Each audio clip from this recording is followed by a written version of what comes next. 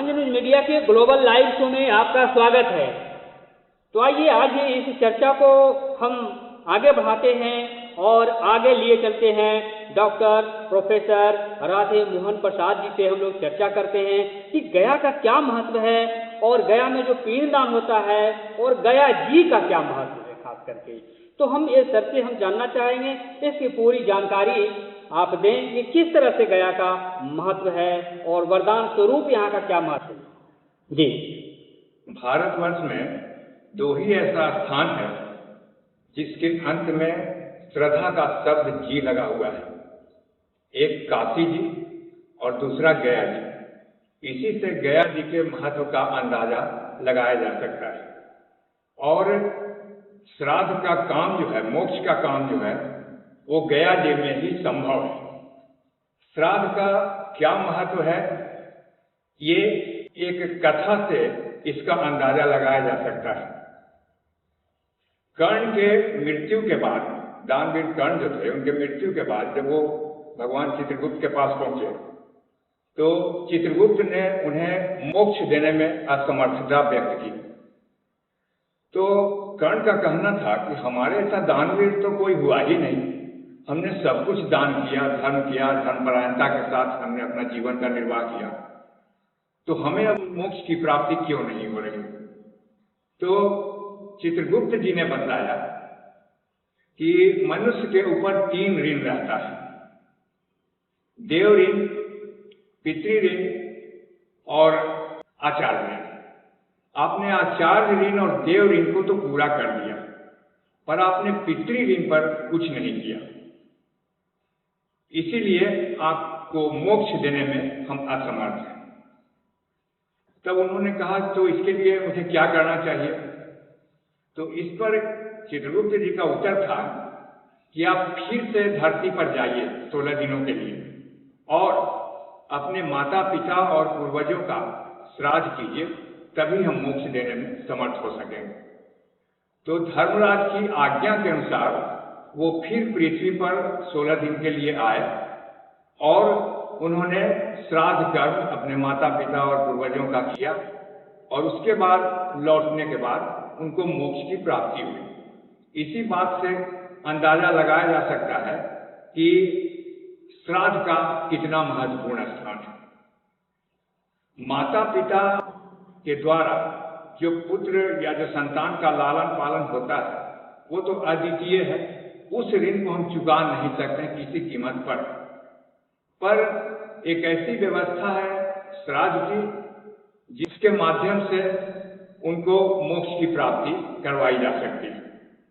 तो इस मोक्ष की प्राप्ति के लिए श्राद्ध कर्म अति आवश्यक है और वो भी गया जी का श्राद्ध सर्वोत्तम कहा जाता है, क्योंकि ऐसा कहना है कि जो दूसरे तीर्थ स्थान है वहां तो आदमी जाता है, दर्शन करता है और अपना कल्याण करता है, लेकिन गया जी का एक ऐसा तीर्थ है जहां अपने साथ साथ पूर्वजों का भी उद्धार कर देता है।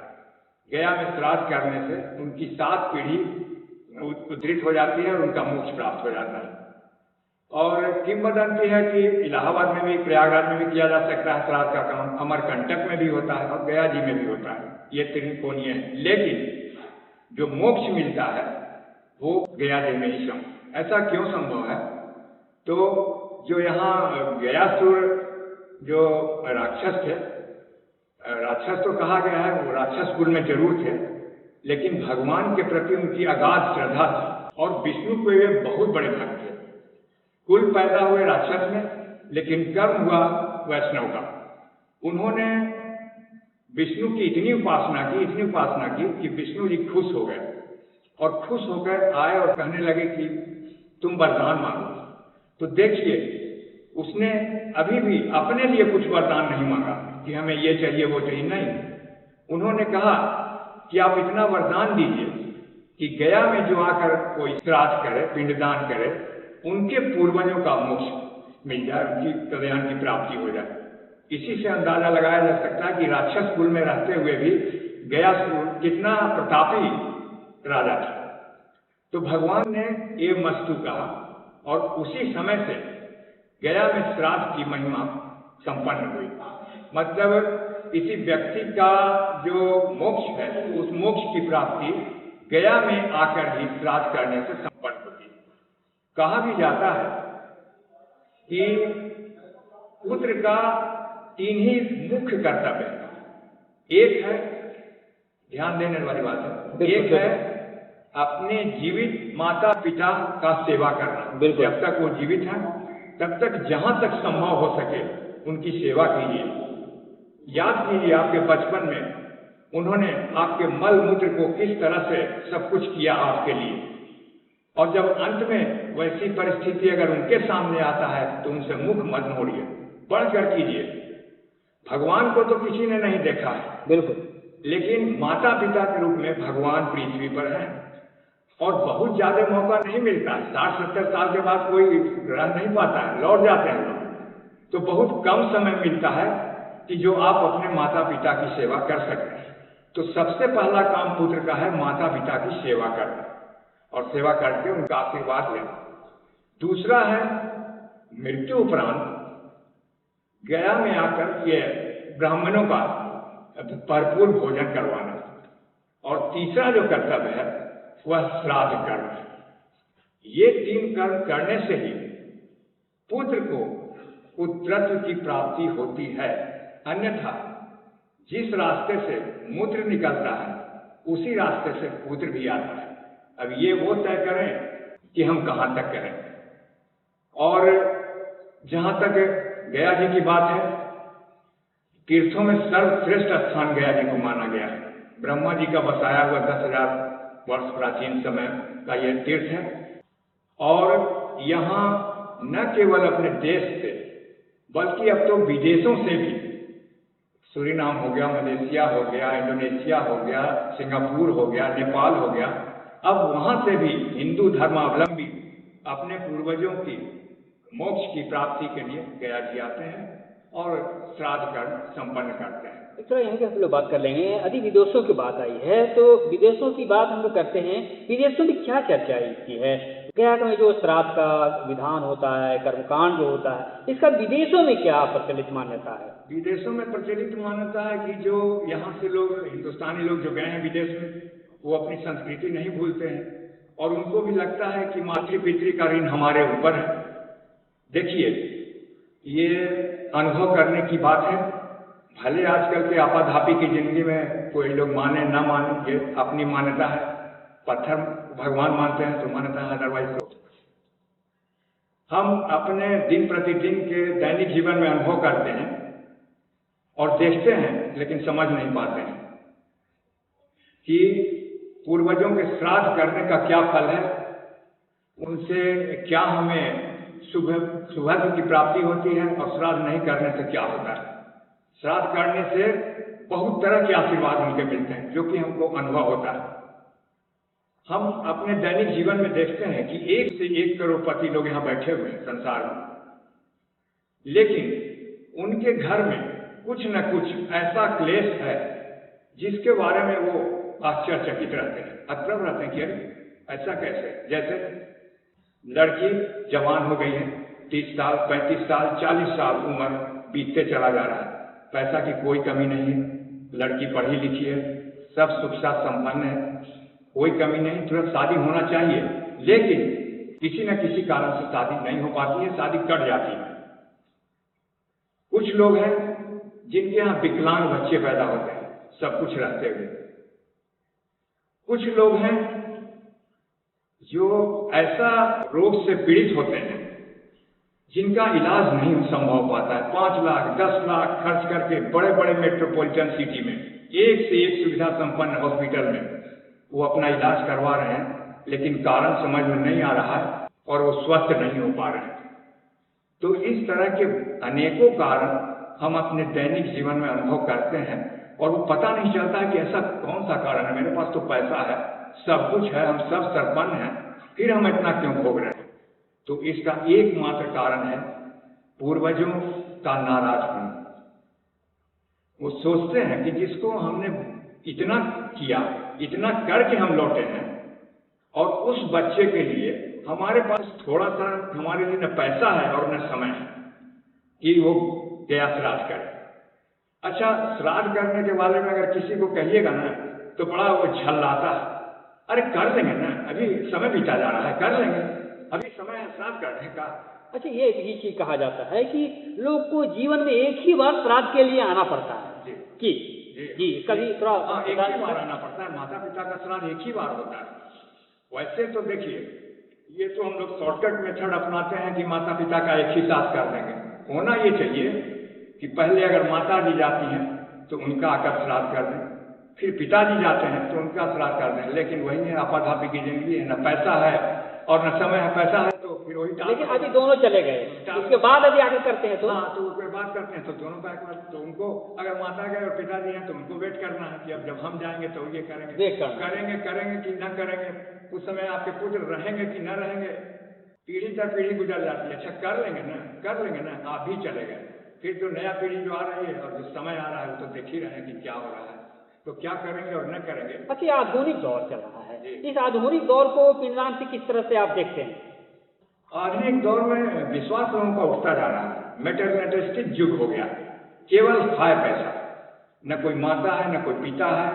अगर कुछ हुआ, माता पिता ने कुछ कहा तो बस एक ही जवाब है, आपने ऐसा क्या कर दिया जो दूसरों ने नहीं किया। हर माता पिता तो यही करता है बच्चे को, ये चोट है। लेकिन वो समझते नहीं है कि इसका भोग या भोग, क्योंकि अच्छा कर्म या बुरा कर्म कभी मिटता नहीं है और दोनों चुका के जाना पड़ता है। एक चीज मैं आऊंगा इस चर्चा में, यदि सही मंदिरों की बात करें तो विष्णु शरण वेदी मंदिर जो है वो तमाम मंदिरों से भिन्न है और अलग है। लेकिन यहाँ जो है चरण वेदी का मंदिर है, तो इस चरण वेदी का विषय में कुछ बताएं। चरण वेदी मंदिर ये चरण वेदी का, चरण वेदी इसलिए कि भगवान माना जाता है कि भगवान विष्णु का चरण है, और सब जगह तो मूर्तियों का पूजा होता है, वही लेकिन यहाँ वेदी का पूजा होता है और भगवान का जो चरण है वो साक्षात देखा जा सकता है। थोड़ा सा दूध गिरा दीजिए तो देखिए चरण संपन्न होता है। नहीं, वही तो मैं कह रहा हूँ, सभी जगह चेहरे की झांकी है लेकिन यहाँ पाँव की झांकी है। यहाँ चरण स्पर्श से ही वो सब पुण्य मिल जाता है जो चेहरा देखने से। ये दोनों क्या फर्क? ये फर्क है कि हमें चरण स्पर्श करके उससे बढ़ के पुण्य की प्राप्ति, और यहाँ जो आता है वो न केवल अपने लिए बल्कि अपने पूर्वजों का भी उद्धार करके जाता है। अच्छा, ऐसा भी लोग कहते हैं कि नहीं, गया जी में केवल श्राद्ध कर्म होता है और श्राद्ध पे ही जाना पड़ता है, लेकिन लोगों को मालूम नहीं। बनारस की तरह गया जी भी 1000 मंदिरों का शहर है और यहाँ एक से एक ऐसे मंदिर हैं जो दुर्लभ है, लेकिन यहाँ का प्रचार प्रसार कुछ है ही नहीं। साउथ में कोई जानता भी नहीं है, हर जगह पूरी दुनिया में बस एक ही चर्चा है कि गया जी में केवल श्राद्ध कर्म होता है। ऐसा नहीं है। आपको बता दूं मैं, स्फटिक का शिवलिंग, स्फटिक कितनी कीमती पत्थर है, स्फटिक का शिवलिंग हिंदुस्तान में केवल 2 ही जगह है, एक जम्मू के श्री राम मंदिर में और एक गया जी के रामशिला मंदिर में। किसको मालूम है कि रामशिला के नीचे स्फटिक का शिवलिंग है? कितने आदमी जानते हैं गया जी में, जो गया के रहने वाले हैं? बिल्कुल सही। दूसरी बात, बॉम्बे का गणेश जी का मंदिर छोटा सा सोना का मंदिर है, सुबह से शाम तक वर्षा होती है पैसों की और कतार लगी रहती है। ये गणेश जी के वहाँ का महत्व है। यहाँ कौन जानता है कि रामशिला के नीचे बाएं तरफ इतनी बड़ी एक सलगा मूंगा का गणेश जी का मूर्ति है, दुर्लभ, अरबों रुपये की, उपेक्षित है, कोई जानता तक नहीं है कि ये चीज। मंगला गौरी विंध्याचल से कम है क्या? 12 अंग जो गिरा है तो उसमें मंगला गौरी में भी बिल्कुल क्या, उनका क्या महत्व है, विंध्याचल का क्या महत्व है? इसी से अंदाजा लगा, इतना उपेक्षित है, इतना उपेक्षित है कि कुछ नहीं। 75 साल की आबादी, 75 साल की आज़ादी के बाद भी गया जी आने की कोई सुविधा नहीं है, न ट्रेन की है और न फ्लाइट की है। बाहर वाले लोग, मैं विदेश घूमते रहता हूँ, 10 कंट्री में घूम चुका हूँ और वहाँ रहता हूँ। मेरा बेटा रहता है सिंगापुर में और मैं बराबर सिंगापुर में ही रहता हूँ और सिंगापुर से ही सब जगह जाता हूँ। तो वहाँ लोग प्रश्न उठाते हैं कि सर मैं आना चाहता हूँ गया जी में, कैसे आऊँ? आपके यहाँ फ्लाइट नहीं है, अगर मैं बॉम्बे, दिल्ली, कलकत्ता, मद्रास में उतरूंगा तो मुझे ट्रेन नहीं मिलेगी। आपके यहाँ का जो ट्रेन, आपके यहाँ से तो कोई ट्रेन खुलती नहीं, इसकी तो चिंता किसी को है नहीं।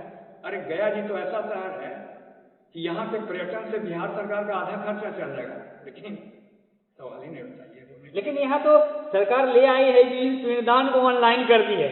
इस बदलते दौर में अंधविश्वास की ओर, आज तक ऐसा हुआ बिहार सरकार तो अंधविश्वास की ओर इस आस्था को ढकेल दी है। ऐसा संभव नहीं है।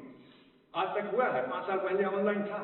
नहीं, सशरीर यहाँ उपस्थित होकर के पिंडदान देने का मान्यता रही है, लेकिन सरकार इसको जो है पिंडदान को ऑनलाइन की ओर ढकेल दी है। एक छोटी सी कहानी और सुनाता हूँ जी, किंवदंती है, पता नहीं क्या कहते हैं। एक वनिक पुत्र था, बाप बेटे में पटती नहीं थी, तो पिताजी ने सोचा कि हमारे मरने के बाद तो ये गया श्राद्ध करेगा नहीं, हमारी मुक्ति तो होगी नहीं, क्योंकि पटता तो एकदम छत्तीस का रिश्ता है बाप बेटा में। तो पिताजी भी बहुत चालाक थे, रिश्ते में हम तुम्हारे बाप लगते हैं, देखो हम क्या करते हैं। वो गया जी आए मानपुर में एक वनिक समाज के यहाँ 1 लाख रुपया उन्होंने कर्ज दे दिया, इस उम्मीद से कि आज न कल जब हमारी मृत्यु होगी तो बेटा हमारा रजिस्टर खोल के देखेगा कि बाबूजी किसको किसको कर्जा दीन से जाके वसूल करना है, तो आएगा और हमारी मुक्ति। कहा जाता है कि गया जी में अगर पैर भी पड़ जाए तभी प्राणी की मुक्ति हो जाती है। इससे आप महत्व का अंदाजा लगा सकते हैं कि गया जी क्या है। यानी ये कहा जाए ये प्राणियों का महाप्राण यहाँ बसता है गया जी में, तीर्थों का तीर्थ। हाँ, तीर्थों का तीर्थ है गया जी, जहाँ के प्राणियों का महाप्राण बसता है। इसी से अंदाजा लगा। तो उन्होंने 1 लाख कर्जा एक अपने मित्र को दे दिया और वो उनका प्राणांत हो गया। तो जब रजिस्टर खोला उसके लड़के ने तो देखा कि अरे 1 लाख तो ये गया जी में दे के आए हैं। तो लगा कि अरे गया जी जाएंगे तब तो मुक्ति हो जाएगी पिताजी का, गया जी जाना नहीं है और 1 लाख रुपया है, थोड़ा तो है नहीं, जाके लेना भी जरूरी है। तो उसको मालूम किया कि अच्छा हम जब पैर रखेंगे तब ना उनकी मुक्ति होगी, हम ऐसा कोई उपाय करते हैं कि हमको पैर नहीं रखना पड़े।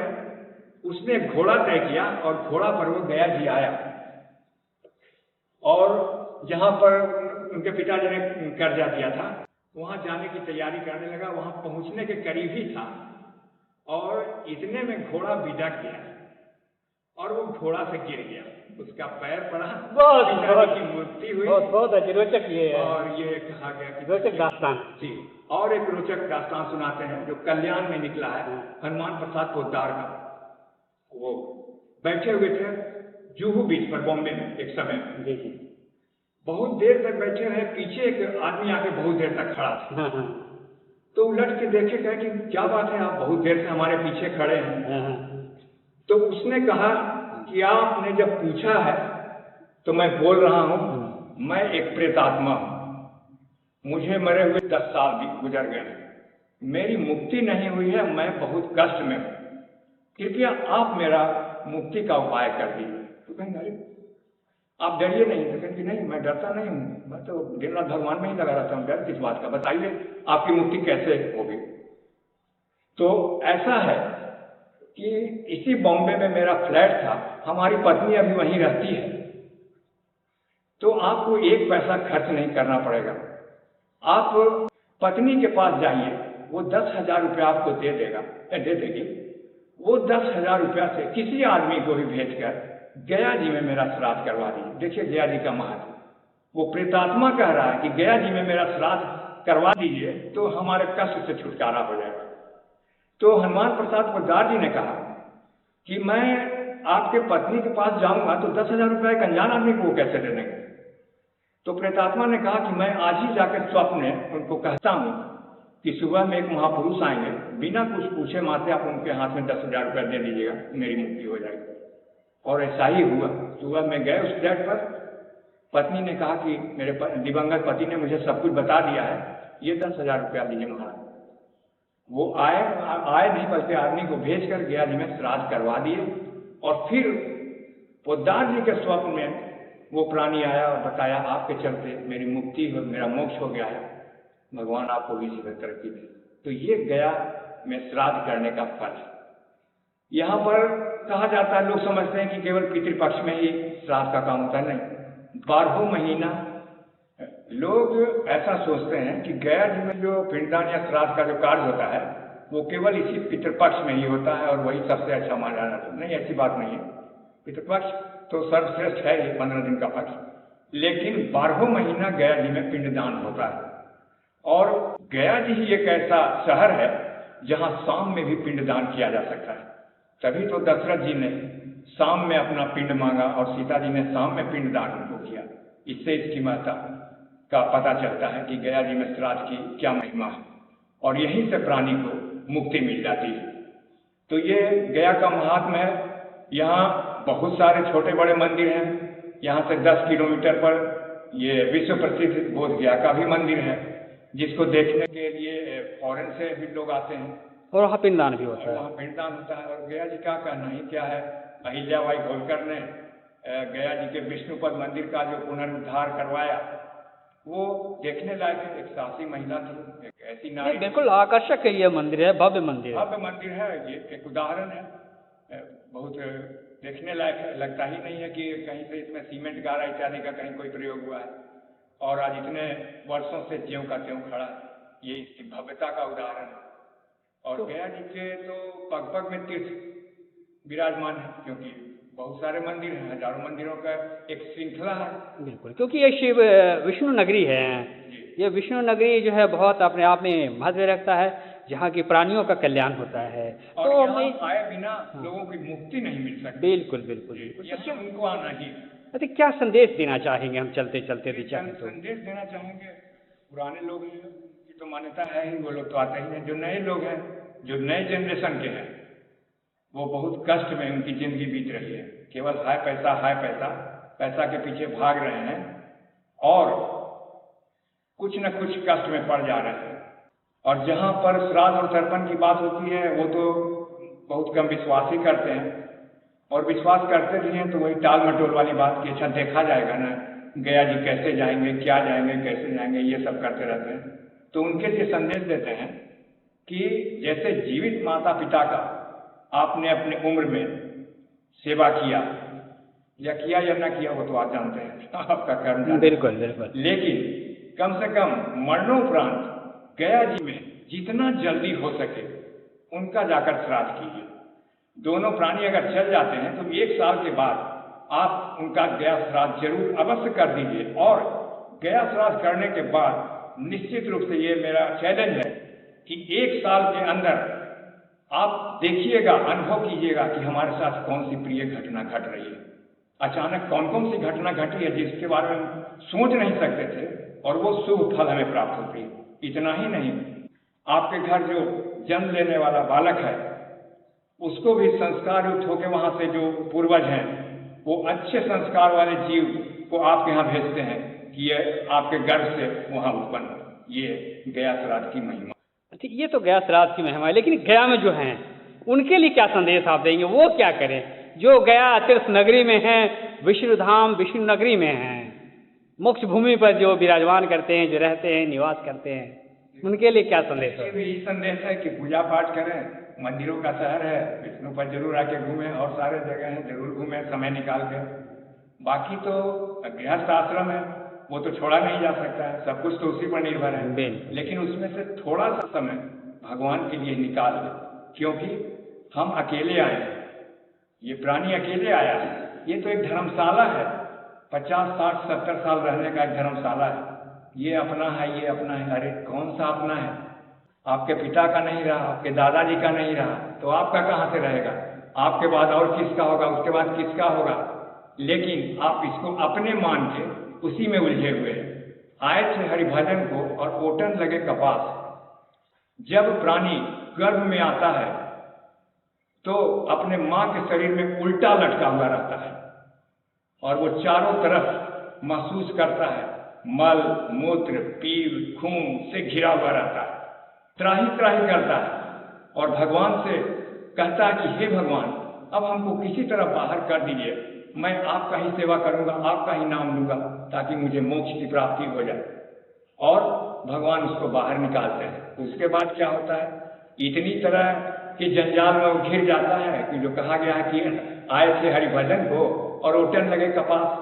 क्योंकि मनुष्य का जो तन है वो एक ही बार मिलता है, बार बार नहीं मिलता है। 84 लाख योनि है।